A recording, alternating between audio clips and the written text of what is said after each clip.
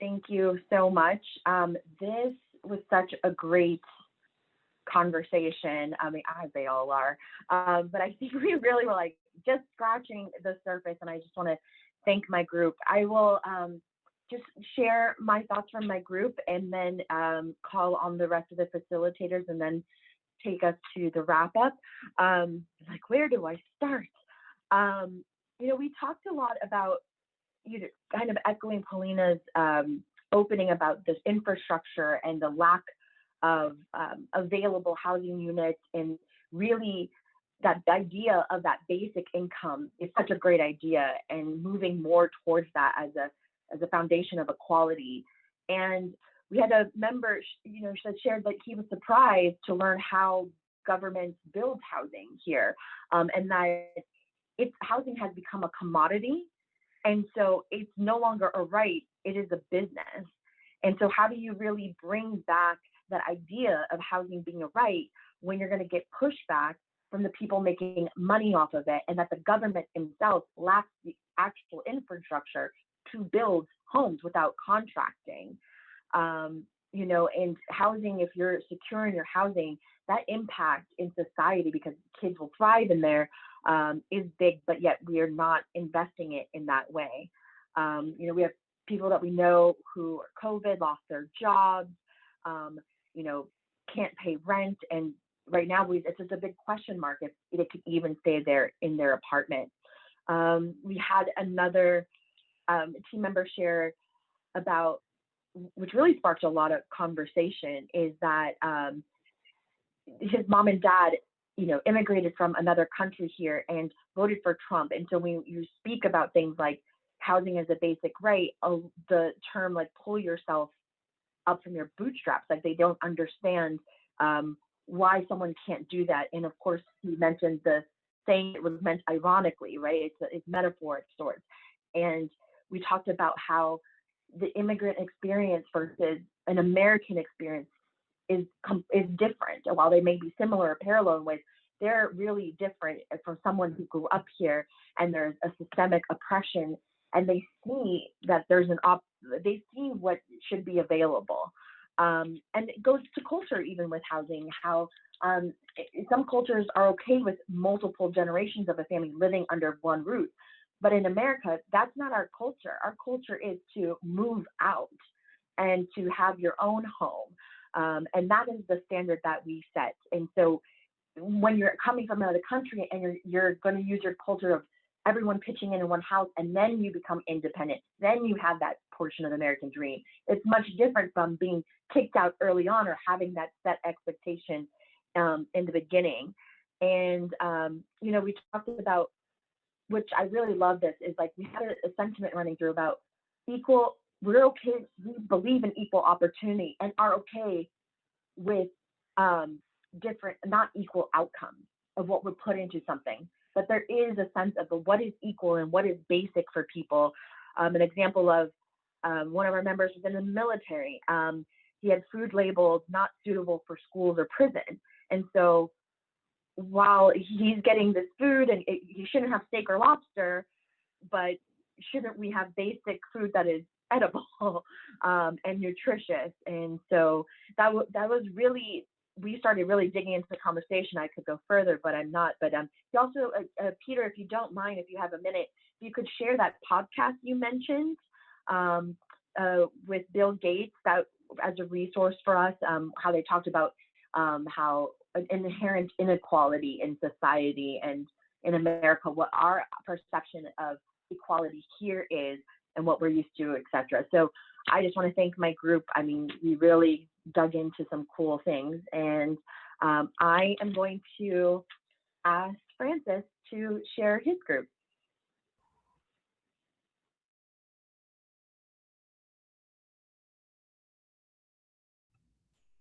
You're on mute. No, I just took it off. We essentially really talked about how COVID has affected and created a certain amount of self-reflection, and how that has really enabled us to see how the great inequity of housing is, and how housing is a very basic need, but it's been made a, as you said, a commodity. And also, there was a lot of discussion about how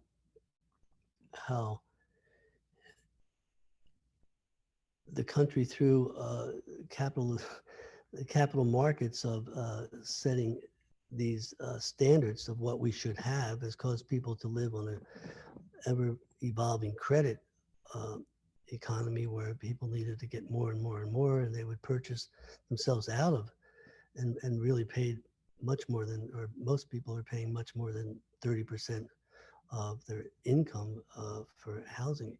Um, and this has brought about, the discussion of what's really important. What's, how do I want to live my life? And is a community that's fair to each other more important than just accumulating as much stuff and things as possible. So I think this is really hitting um, what's fundamental underneath the lack of housing and affordable housing. Um, Also, the discussion went to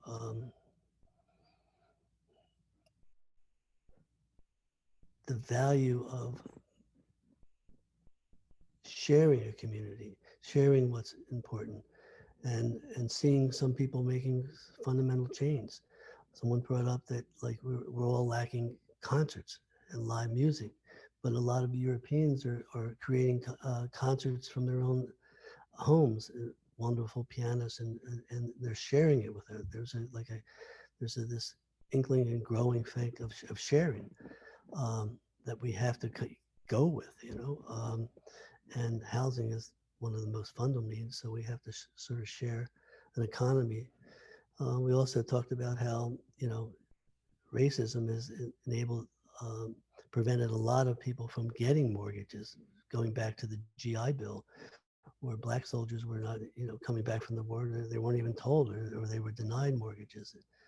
And then, and going back to the crisis of 10 years ago, when there was an influx of mortgages for lower income families, these were mortgages that just didn't work, that they were just set up to fail, but the banks got bailed out. So we really have to change the inequities, and this was a deep part of our discussion. And I thought it was profitable, and maybe there's some hope with the new administration, particularly if they can get the Senate, will help towards this change. So it was good. Thank you. Thank you so much, Francis, for sharing. So true. Get to that point of equity. Mrs. Faley. I'll do the best I can here. The first thing that was brought up was communities where the situation is, there's a lot of pollution, there's a lot of, it's an unhealthy place to live. And our speaker mentioned the Bronx and how can that be, changed. And it means a big investment in infrastructure, like the investment in the bridges, and the other idea of building housing where there is where people with low incomes can be part of the community of people with medium and higher incomes.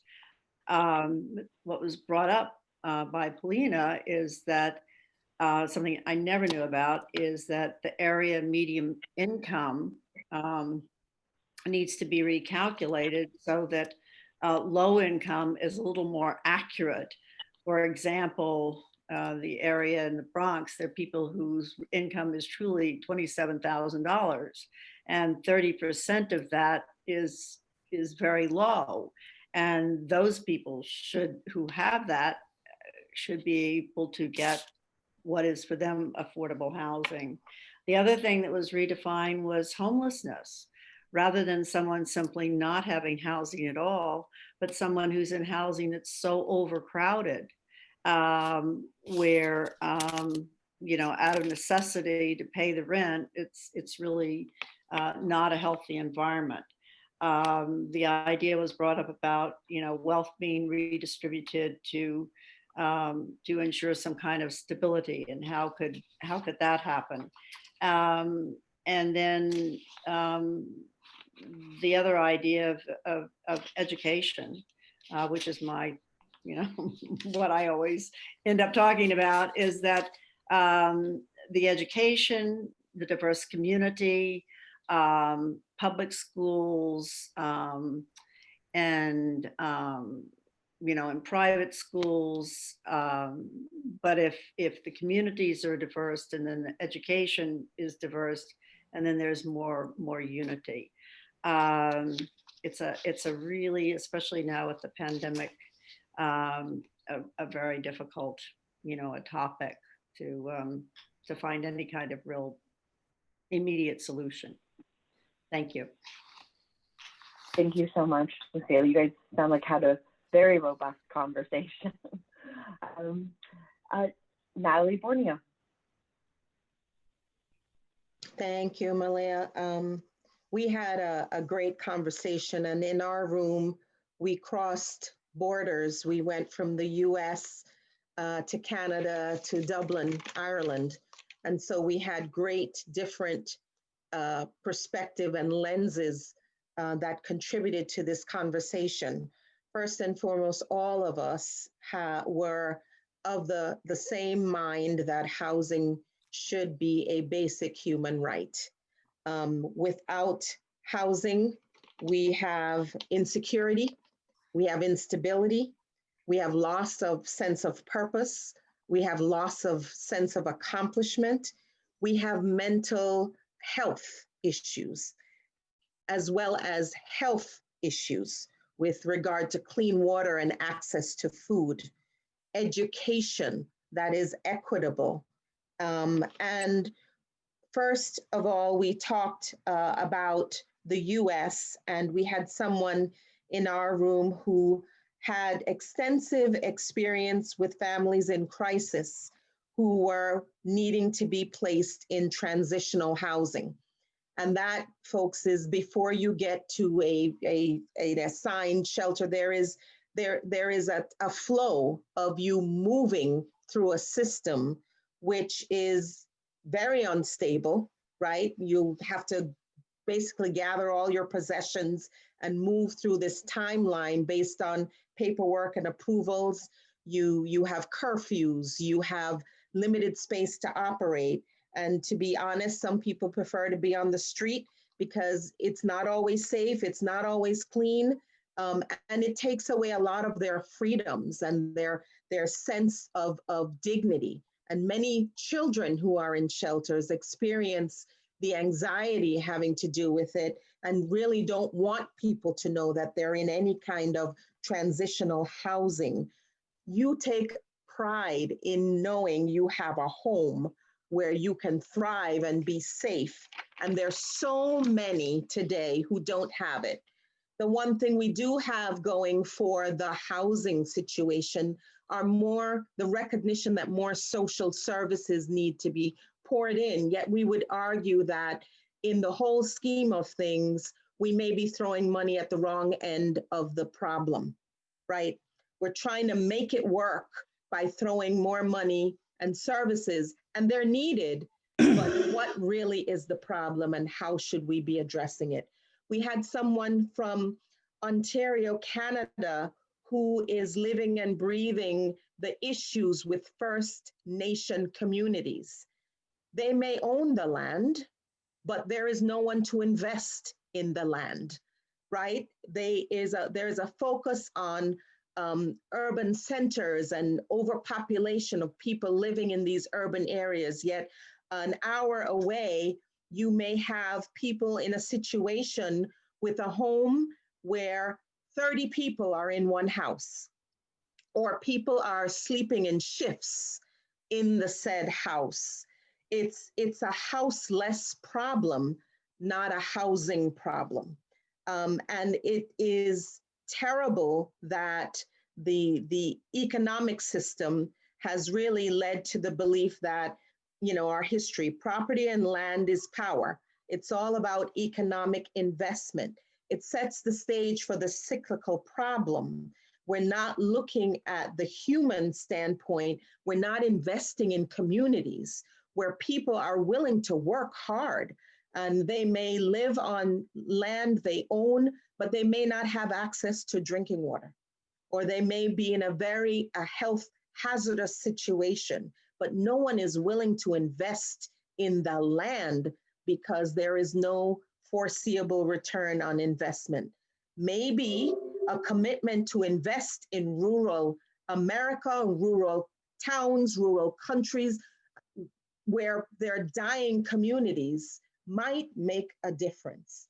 Then we looked at Ireland, and Dublin in and of itself is very overpopulated, but it is the system itself does not allow people who have a desire to have their first home. They may have cash, enough cash to buy a home, but they may not have the credit, the way they're evaluated, the hurdles we know that are put in place to prevent people from actually owning their first homes.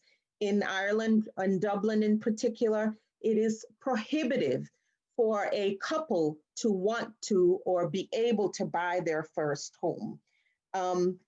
There is a thought that, hey, maybe we should look at allowing people to purchase homes based on what they contribute and how they can afford. Make it affordable. So if you have levels of housing, but you give people the opportunity to get their first homes, establish themselves, and then be able to then maybe buy a second home.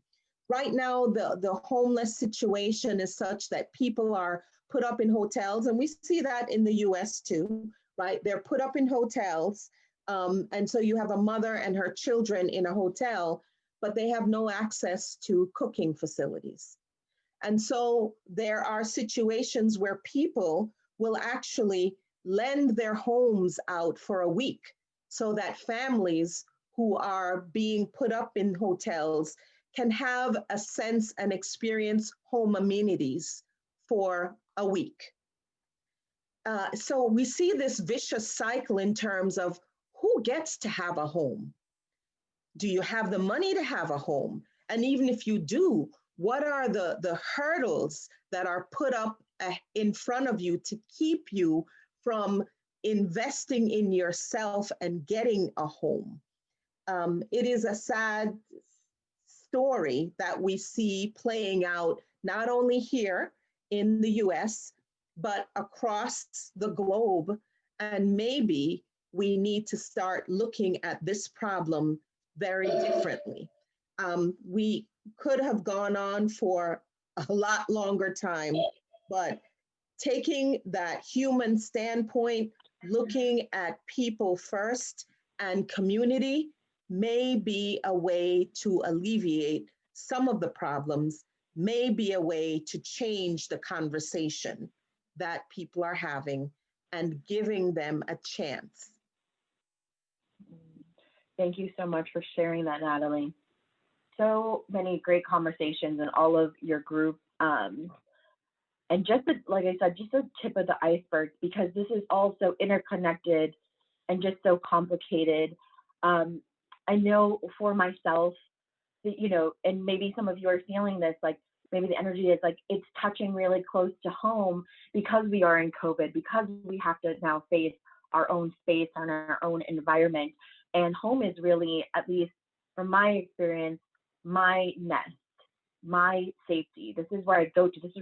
I have somewhere to go and where I can lay my head and rest and face another day. And I can go into my personal experience, but I wanted to share some thoughts to round us out and also give us a mindfulness moment. So, to be honest, until I started to prepare for this week's Connecting the Dots and I smoked spoke to Polina, our opening speaker, I never thought of housing as a right. So even in thinking of the homeless, yes, we should provide services to them and be kind to them, but it's having a home their right. And regardless of how they became homeless, isn't it really circumstances that we're trying to change and not their rights when we look at the services being provided to everyone? I think about how all my life I've lived in the most expensive areas in the nation, NYC and the Bay Area, and I would look for apartments and just blown away by the cost to live in a safe area in a building that would be clean and bigger than a shoebox. And, you know, I have a good salary. And even with all my privileges, I'm worried that at any time I could not have a home. And I have to ask, is it my right to have access to affordable options? I mean, for God's sake, you know, I'm a contributing member of society who dedicated her whole life to helping vulnerable populations, but I am made to feel like the lack of me being able to afford proper homes is my failure somehow. And I realize that when I think about our rights, I realize that when I think about what our rights are, I think of them in the context as adults. Adults have made their choices and life has outcomes slotted for your choices. However, rights should be looked at in the context of children. Do children, despite their parents' choices, deserve as close to an equal starting point as possible? Yes, they do, because they were not asked to be born into this world by their choice, and it is their human right to have their basic needs met so they can have a chance to reach their potential. Education, food, housing, safety are all things we would never question to give a child that we know. And yet, we have a system that challenges these basic human rights, indoctrinating us that as adults, it was our choice not to have these securities and these basic needs met. And this is systemic oppression. And I want to ask you guys to join me in a moment of mindfulness. And I'm going to ask you to please close your eyes and get comfortable.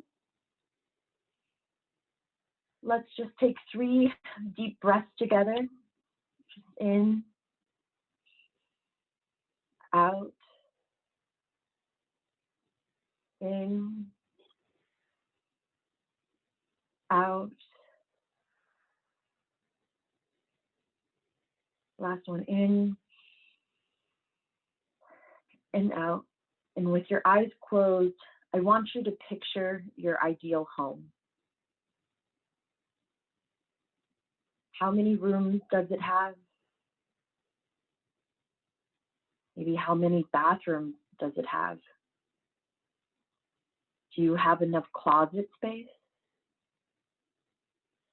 Do you have carpet, hardwood, tile throughout the house, in different rooms? As you look around, do you see decorations and personal mementos? Can you smell the food being cooked in the kitchen? Are there happy family members around the table or sitting on the couch that just ooze with love? Is there a sense of safety, a sense of comfort, a sense of peace? What does having this home evoke in you emotionally as you picture it? Hold that image and all those feelings and take one deep breath in. And before you come back, I want you to will this image to be true for you. And then I want you to will this image and those feelings to be true for everyone else in this world. And as you open your eyes, just release it and believe that it can be done. So thank you guys so much for joining us this week and having me as your closing speaker. And I'll turn it back to you, Melanie.